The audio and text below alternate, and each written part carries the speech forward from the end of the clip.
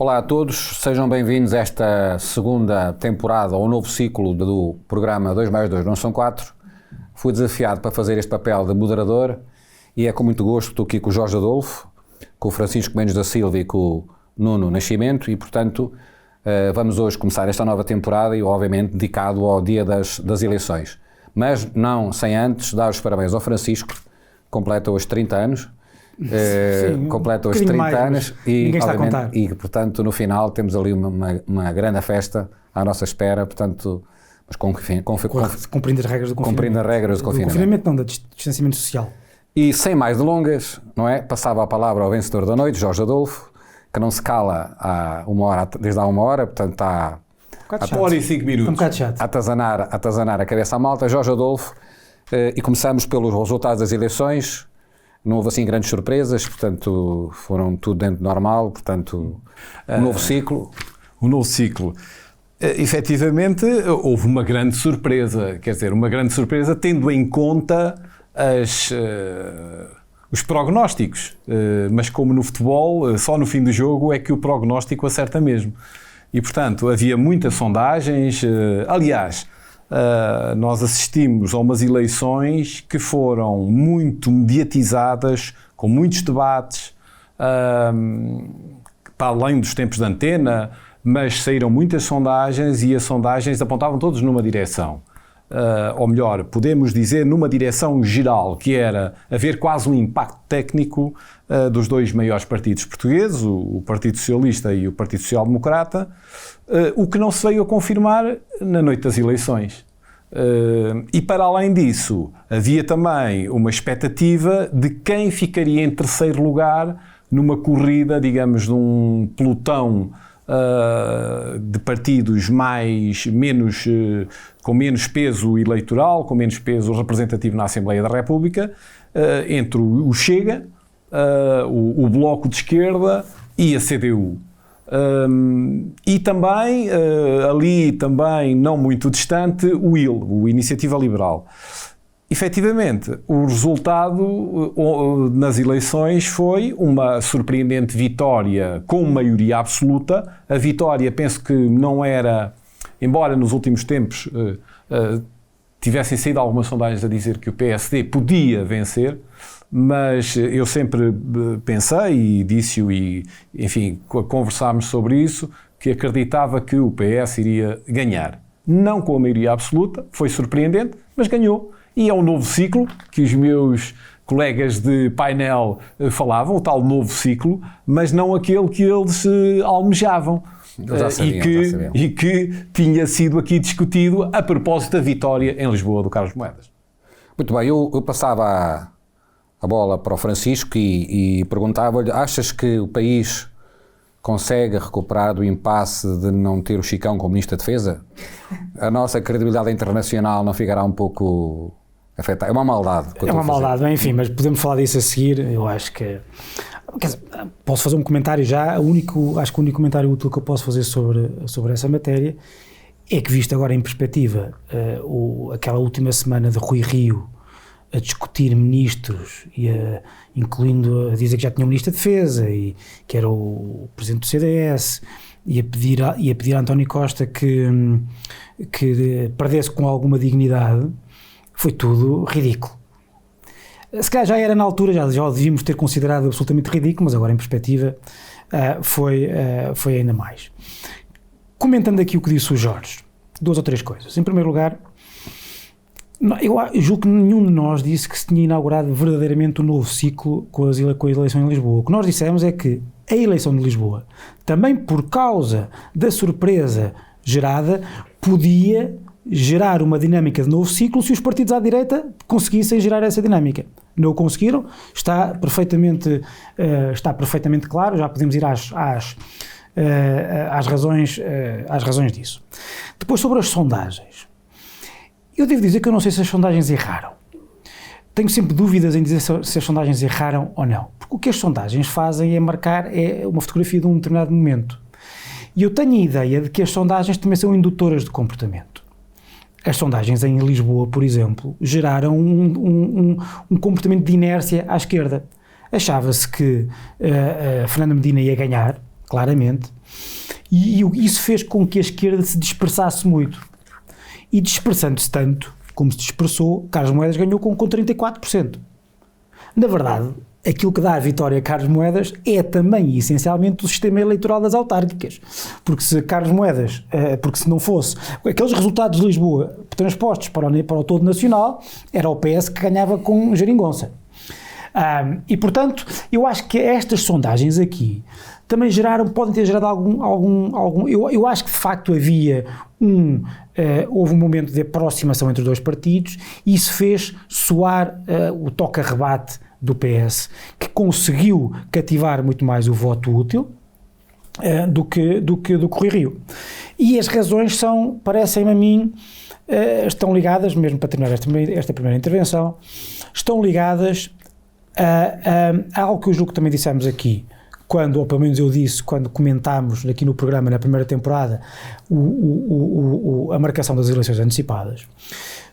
António Costa teve uma estratégia clara e essa estratégia, que parecia que não ia dar os frutos necessários, deu-os.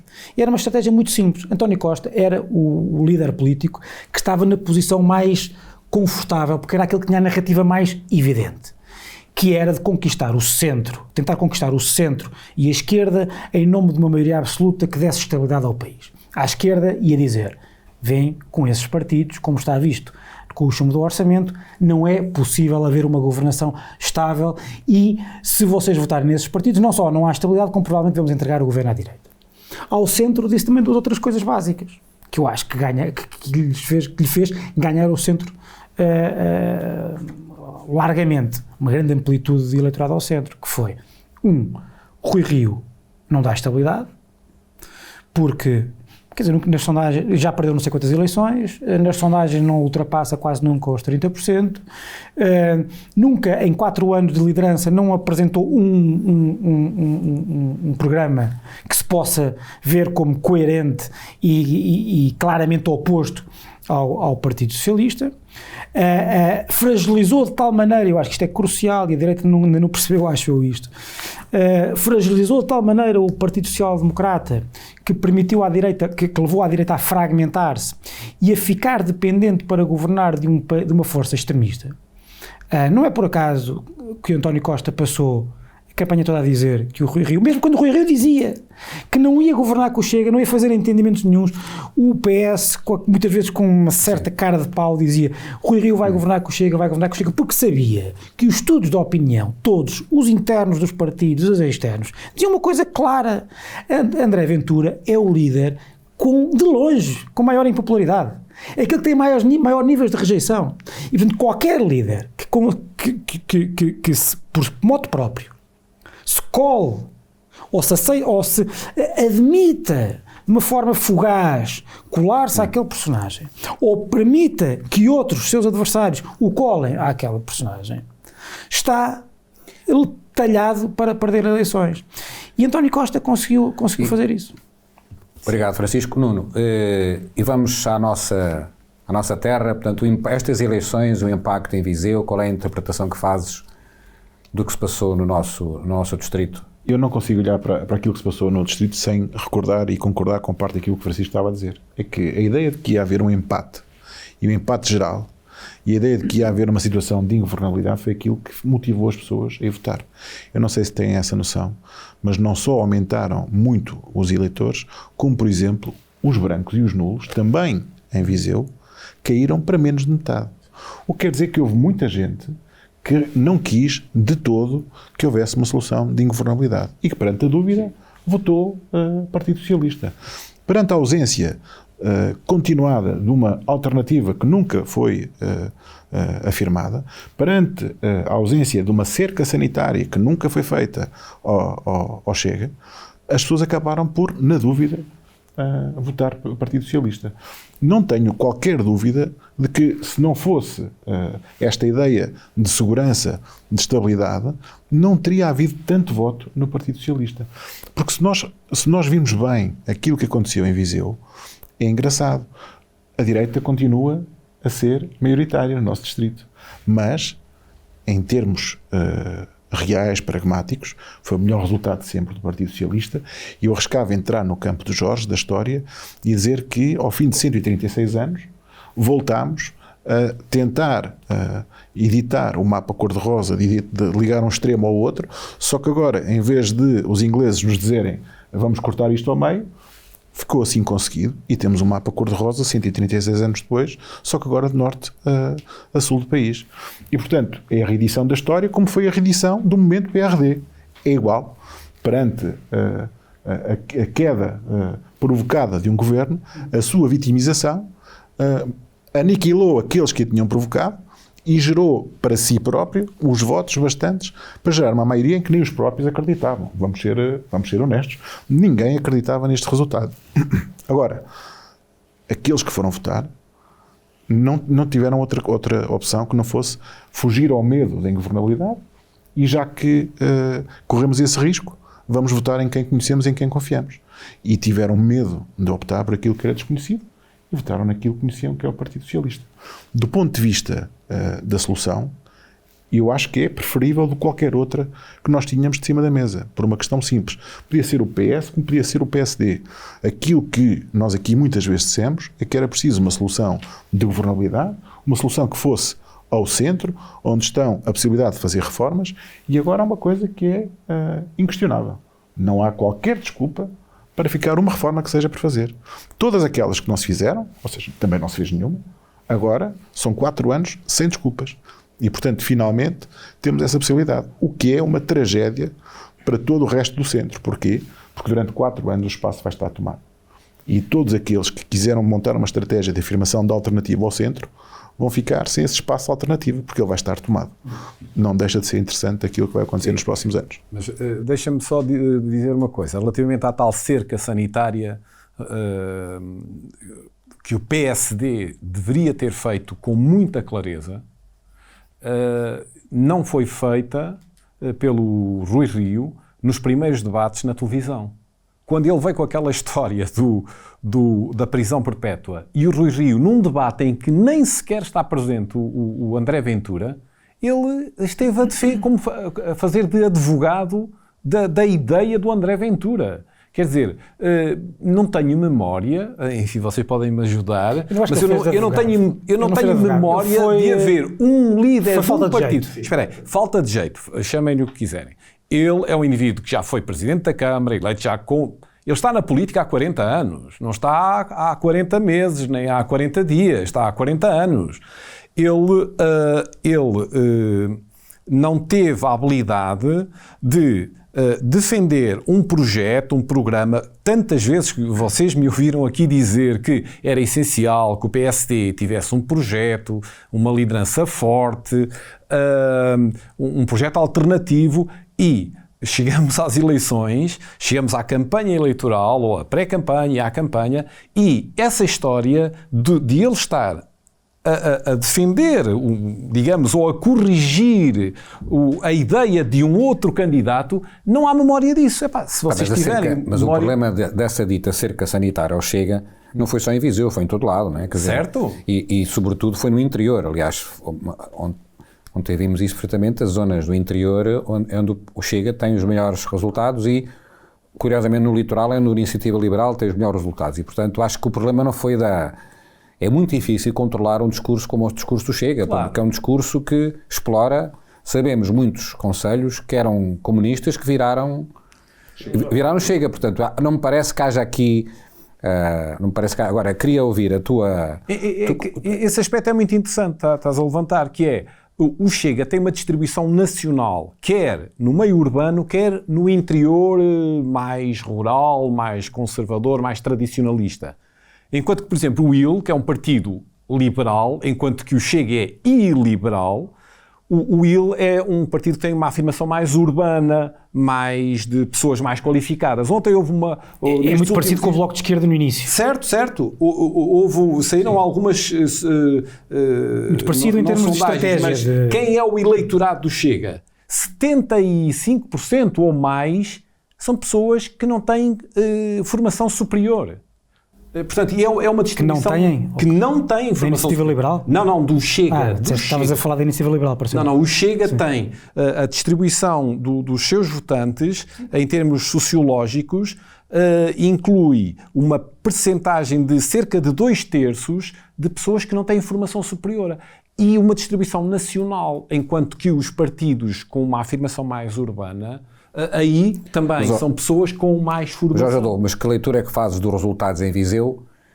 Houve uma vitória surpreendente do Partido Socialista, portanto, uma derrota pesadíssima, né? e surpreendente também do PSD.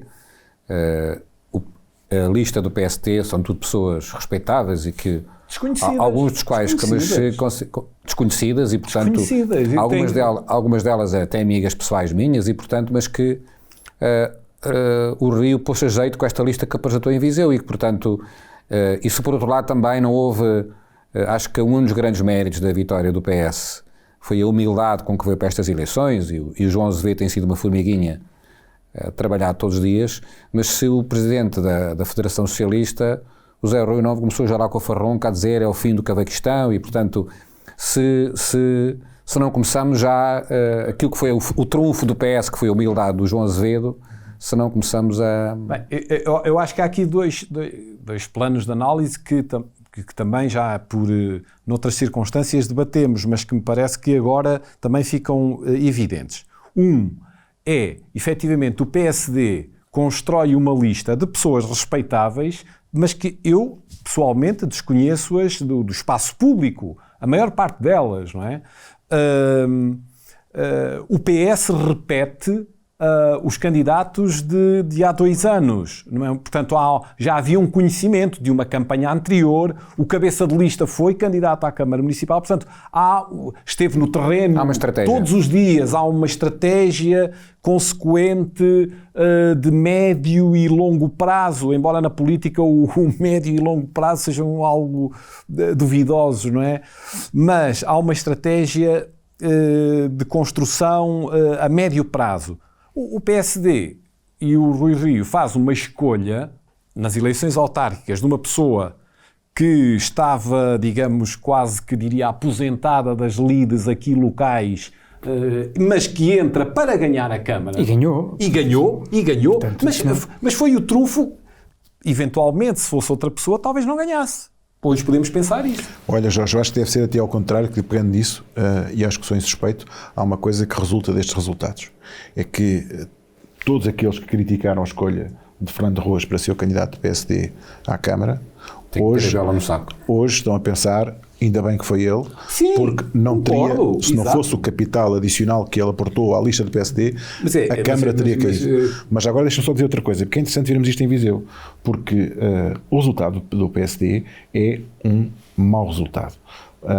É um resultado que, ainda para mais, deixa muitos a rirem-se, aqueles que foram afastados e que não foram respeitados no processo de escolha. Mas também é preciso perceber uma coisa, é que o PSD em Viseu cresce 3%. Apesar de perder por 600 votos contra o PS, cresce 3%. 632 no distrito 3.500. Mas em Viseu, as contas que eu tenho dá uma... O distrito é o PSD, quase 9.000. Certo. O PSD sobe 3.500 votos, 3.500 votos no distrito e sobe 632 em Viseu.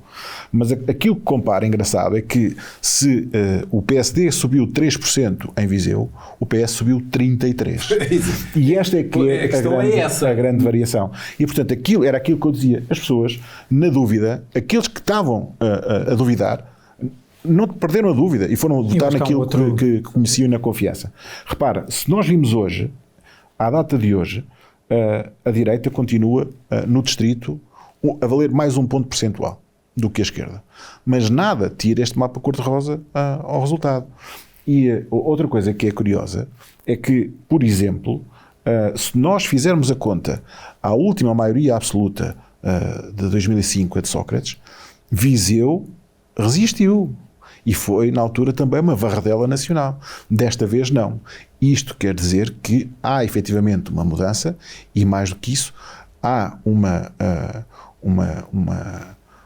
uma rarefação ou uma divisão na direita que impediu o PSD de ganhar as eleições. Estaremos a assistir a algum desligar emocional dos vizinhenses do PSD? Alguém dizia há uns anos atrás, que algo do género, que um burro com chapéu de palha ganhava as eleições pelo PSD. Estamos a assistir a uma mudança do eleitorado de Viseu? O que é que... Eu acho que isso é natural que aconteça. Não quer dizer que o eleitorado passe a ser do PS estruturalmente. Mas quer dizer, já em 2005 o PS ganhou cá, quando foi da maioria de Sócrates. Aliás, eu comecei a perceber... Cá distrito, sim. Eu comecei a perceber que a maioria absoluta este ano estaria à mão de semear quando comecei a ver os resultados, a acompanhar os resultados de Viseu. O PS ia à frente, e se o PS ganha em Viseu, enfim, fazendo o comparativo com 2005, era óbvio que o PS ia ganhar. Agora eu não queria... ia ganhar com a maioria absoluta. É evidente que as listas, designadamente em Viseu, não têm propriamente nenhuma delas as pessoas para as quais nós olhemos e vejamos as grandes figuras da região, certo? Muito bem. Mas também não me parece que seja isso que tenha determinado necessariamente o resultado. É óbvio que é um péssimo sinal, mostra é um sinal de afastamento das elites partidárias daquilo que deve ser um partido, que é tentar agregar nas suas fileiras as pessoas que sejam mais ou menos representativas, e quando digo elites no bom sentido, as pessoas que sejam pontas de lança na economia, na cultura, no comércio, nas profissões liberais, nas universidades, e portanto, não havendo cada vez menos esse sinal, é obviamente que é péssimo. Mas aquilo que para mim foi determinante foi, principalmente numa democracia que é cada vez mais mediatizada, é a figura do líder nacional. Muito sinceramente. Porque nós podemos dizer, a lista do PSD era má, a lista do PS era má, aquela era melhor, mas aí por todo o país o PS esteve melhor ou pior consoante a dinâmica nacional, e sem nós sabermos bem quais é que eram as listas. Aqui há também um fator que convém analisar, e que tem muito a ver com a campanha, e muitas vezes nós, comentadores, resvalamos para análises que são muito mais de comentador do que propriamente relacionadas com o eleitorado. Falava-se muitas vezes da autenticidade de Rui Rio, que era a sua grande vantagem. Costa era arrogante, Rui Rio era autêntico. E eu acho que as pessoas valorizam a autenticidade e não gostam da arrogância. Tenho muitas dúvidas que isso seja crucial, porque as pessoas, se a autenticidade fosse essencial, Tino de Rãs era primeiro-ministro. As pessoas num líder político veem duas coisas. Gostam de se projetar nele, uma representação, está ali uma pessoa que em muitas coisas é como eu, e portanto faz parte das minhas... Eu posso me rever ali, mas também as pessoas gostam de ver uma pessoa diferente, com mais capacidade, uma liderança. Em democracia, um líder é um líder e um representante. E muitas vezes esta tensão é necessária e são coisas diferentes.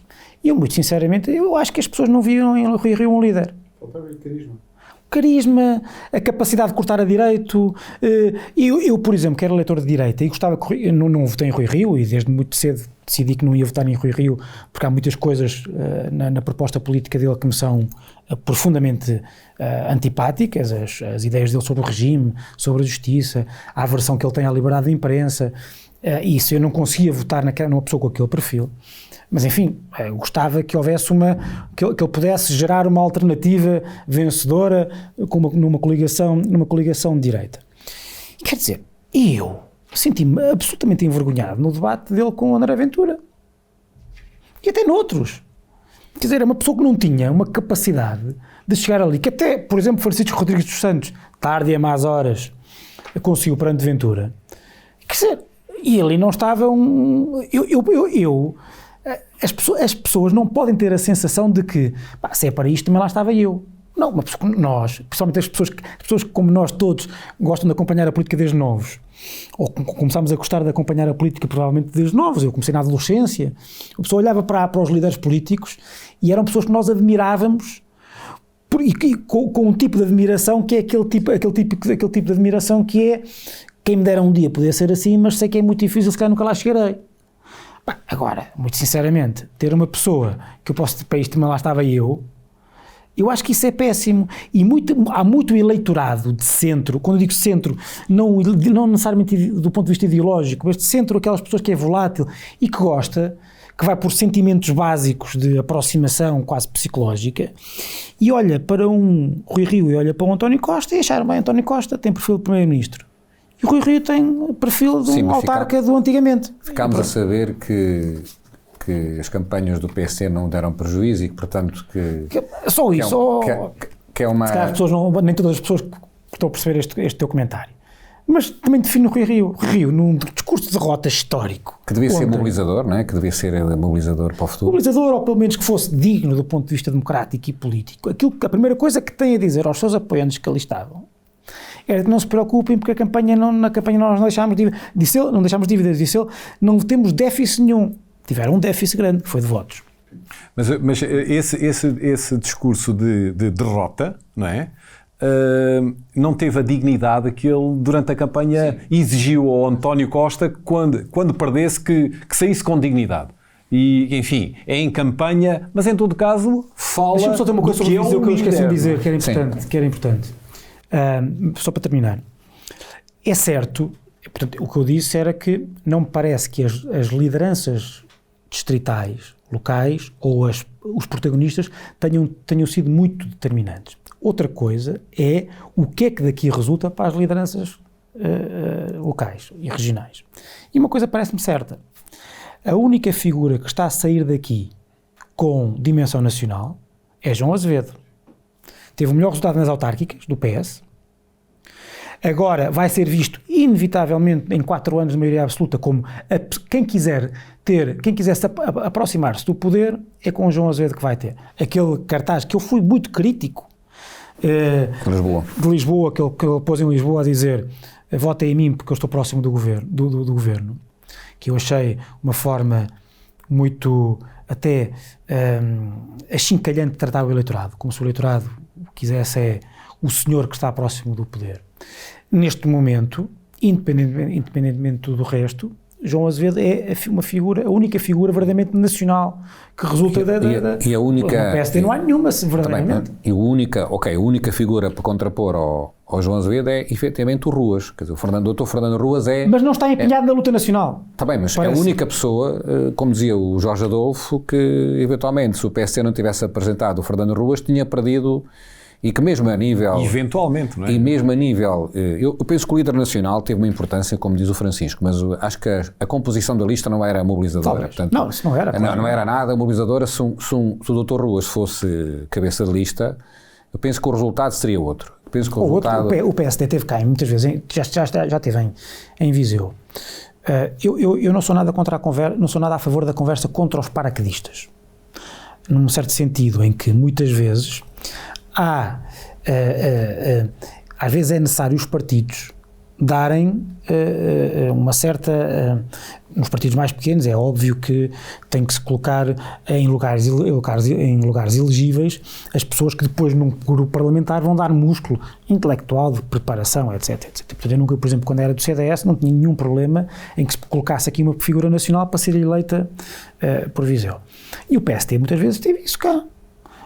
Gostávamos menos ou mais, havia figuras que eram de índole nacional e que mostrava que o PSD respeitava o distrito como um distrito de charneira do partido. Mas há 2 anos eram os mesmos, ou seja, era o João Azevedo e Fernando Ruas, e mesmo naquela vassourada que foi dada ao PSD, pelo PS naquelas eleições, Fernando Ruas segurou o distrito e, portanto, ganhou, na altura ganhou. E portanto, ele tem um capital... Quando foram apresentadas as listas agora, aqui no programa, eu disse que sentia que o PSD tratou os vizienses como estando no bolso. Portanto, qualquer lista se serviria. E eu acho isso... E juntou-se o castigo à estrutura. Muito, enfim, foi um erro estratégico. O que é que pensas que se vai passar no PSD de Viseu, ou nas lideranças locais? O PS está sólida, não é? Mais do que nunca.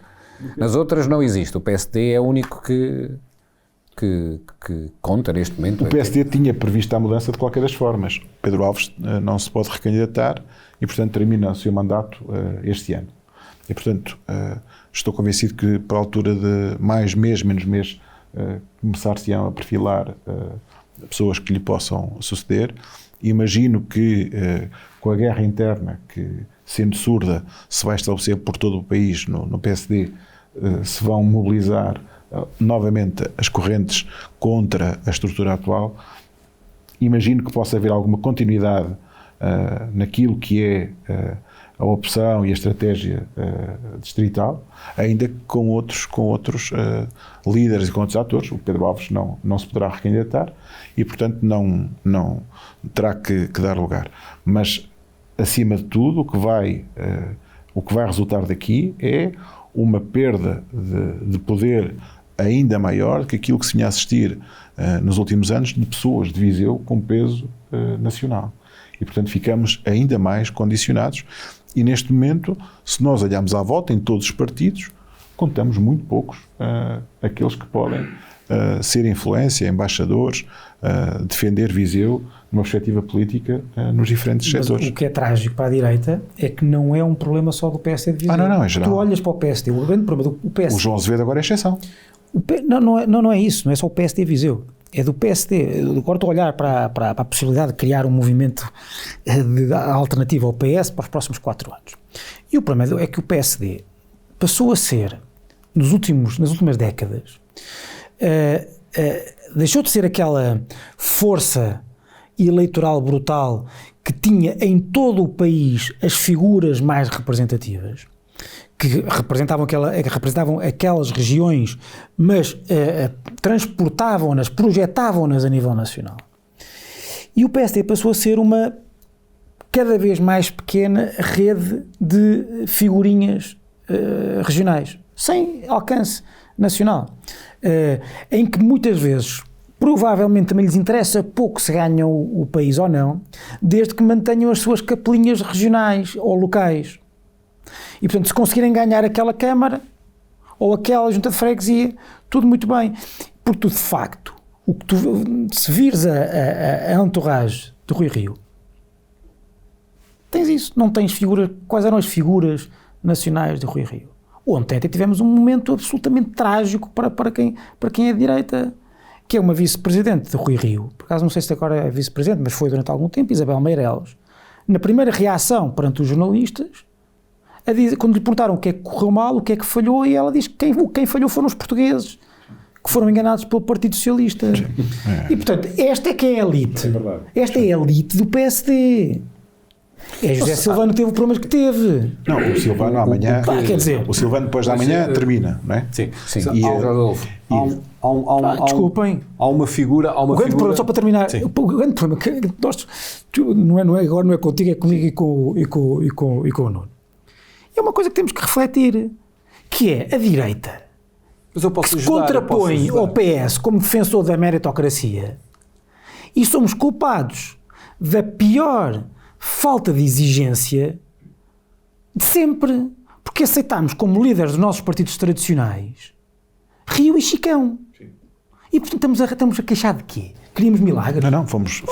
É o resultado daquilo que nós fizemos. É isto. Aí está. Ontem, isto é, nos últimos dias e na noite das eleições, há uma figura que emerge naquele espetáculo político de derrota que foi que o PSD teve, que é o Moedas, o Carlos Moedas. Ele aparece e com dignidade perguntam-lhe até se então não estão aqui os grandes líderes do seu partido, as grandes figuras, e ele diz, eu estou cá nestes momentos. Eu acho que isso fica bem a qualquer político, independentemente de ser da minha cor política ou da minha preferência política, eu acho que fica bem. E ele, efetivamente, tem um trunfo muito forte, que foi a vitória em Lisboa. Também, isto remete para o início da nossa conversa, quando as tais sondagens davam uma vitória confortável ao Fernando Medina, e portanto parece-me que ele nos próximos tempos vai ser o senhor que segue no PSD. sinceramente, estou convencido disso. Porque acho muito cedo, porque eu não pode agora... É muito cedo. Local. É muito cedo. A nível local. E, portanto, o que é que na tua opinião, se vai passar... A nível local. E se efetivamente o Distrito de Viseu virou PS, e, portanto, porque tem havido aqui um trabalho de humildade e de sapa e de formiguinha, que... Não te esqueças de uma coisa, já agora. Não te esqueças de uma coisa. Fernando Ruas ganha em 89. Sim, Fernando Ruas foi eleito pela primeira vez em 1989.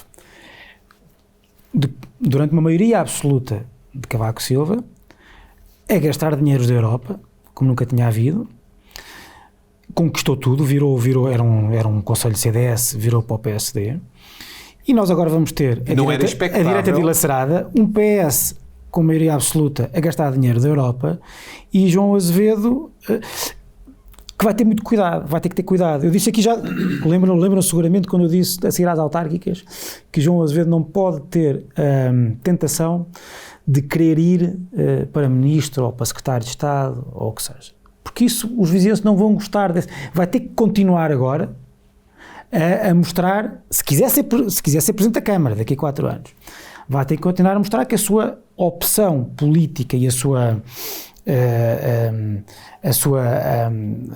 prioridade é Viseu, a não ser, admito eu, que possa estar na calha para um lugar no governo que tenha diretamente a ver com as autarquias, com o apoio a... Sim, para dar visibilidade, não é? Para dar visibilidade, isso pode acontecer, mas a comparação com as maiorias de Cavaco, a gastar dinheiro da Europa e a gerar autarcas que depois que viraram ciclos e que duraram muito tempo, é uma tentação que eu acho que é uma tentação interpretativa que é boa para o comentário. Jorge Adolfo. Eu vou voltar e vou pegar aqui nas palavras do Francisco. Eu sinceramente não creio que as coisas se repitam, que a história se repita, que haja...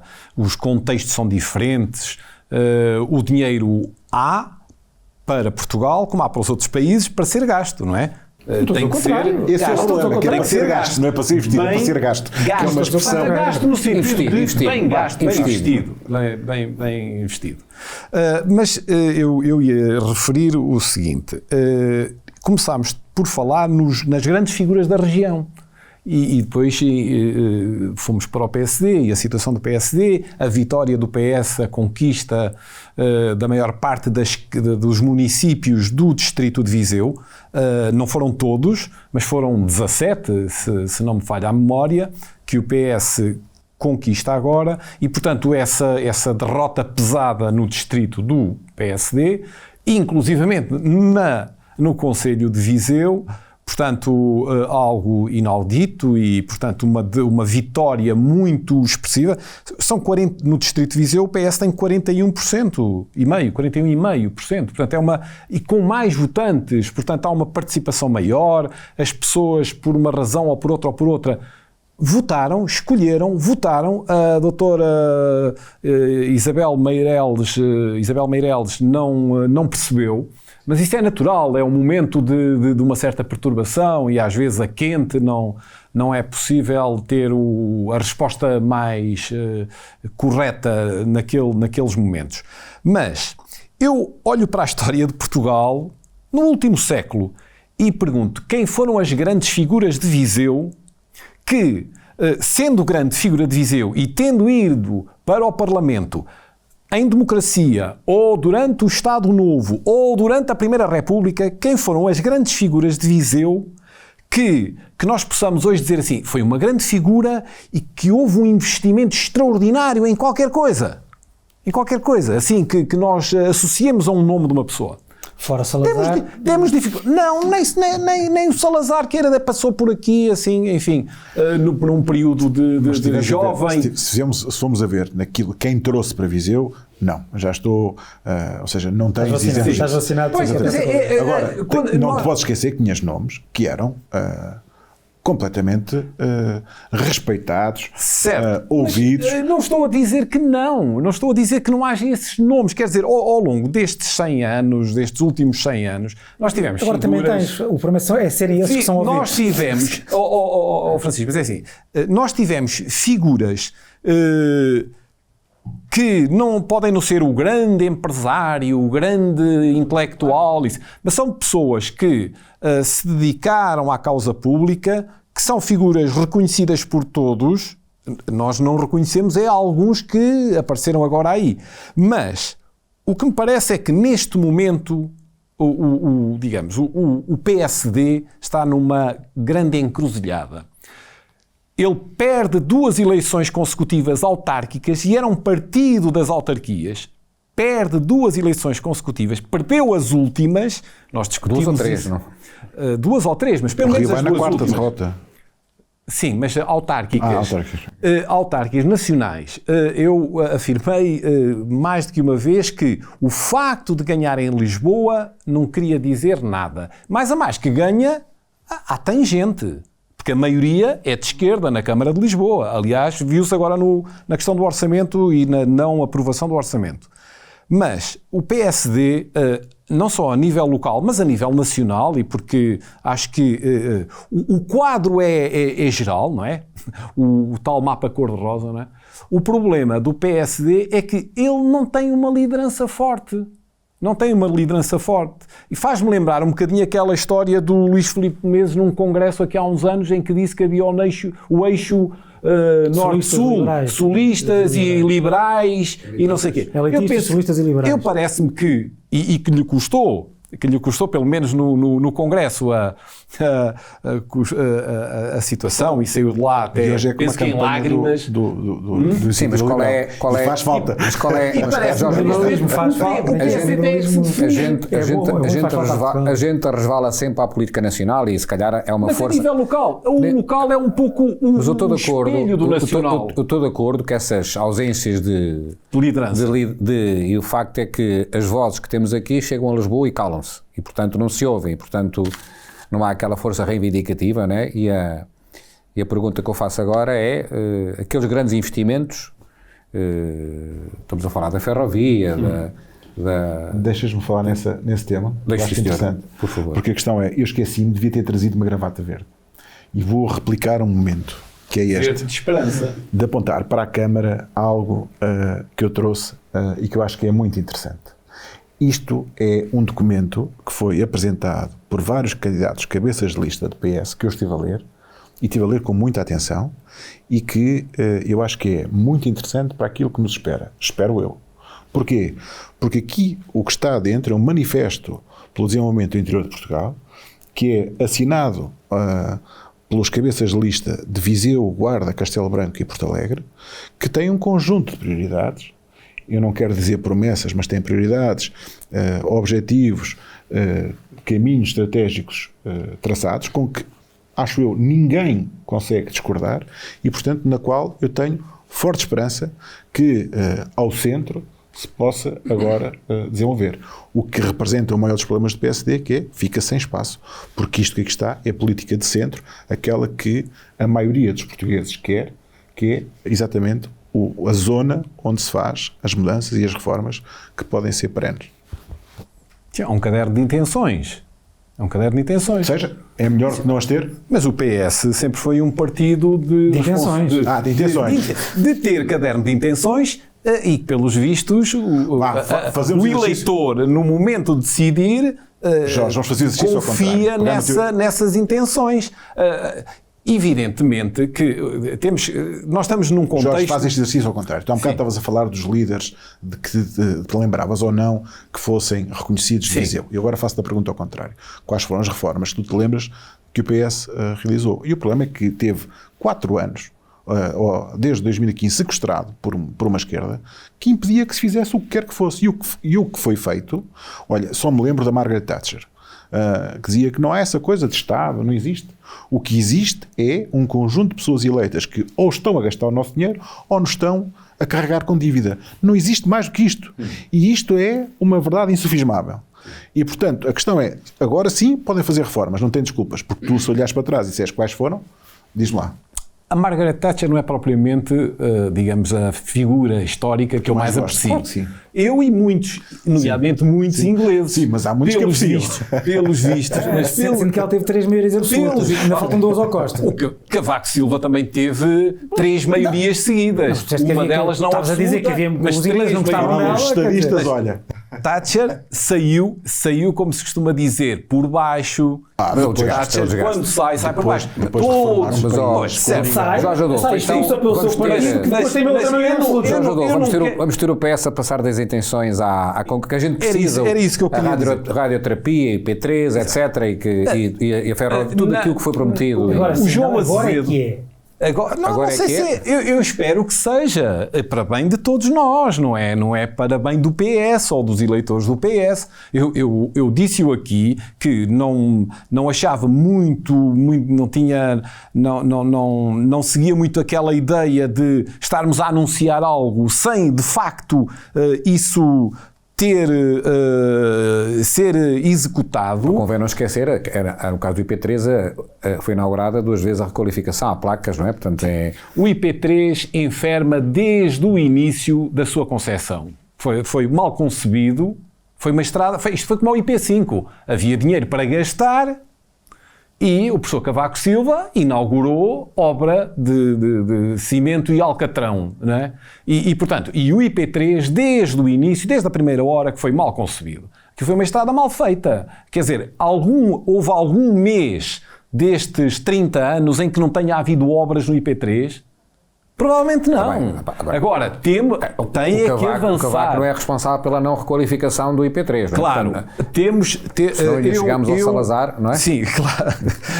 Foi ele que fez o projeto do IP5. Grande parte do traçado que desenhasse o tempo dele. Vai ter que ir na culpada. Não, mas eu estou de acordo convosco temos aqui um caderno de encargos, esse caderno de encargos foi assumido pelos autarcas do interior, foi assumido por candidatos, nomeadamente pelo João Azevedo, que se empenhou muito na questão da radioterapia, do IP3, e ele, há pouco o Francisco referiu a questão de ele ir ou não para Lisboa, para o governo, eventualmente para... Bem, o João Azevedo uma coisa disse-o publicamente nos últimos dias, que é, ele será candidato nas próximas eleições autárquicas. Portanto, ele vai ter que permanecer com uma forte ligação. Agora, não vamos também exigir agora eleito deputado para uma nova legislatura que monta ali um barraco no Rocio durante 4 anos e que fica ali a viver, quer dizer, agora ele tem que ter uma forte, ele tem que continuar nesse. Se pretende transmitir ao eleitorado que efetivamente... Que é vereador na Câmara. E que é vereador. Bem, é vereador, mas colocam as reuniões em dias para ele não vir cá às reuniões, isso também é um bocadinho... Já fizeram antes. Já tinham feito antes, exatamente. Fizeram sempre. É de sempre.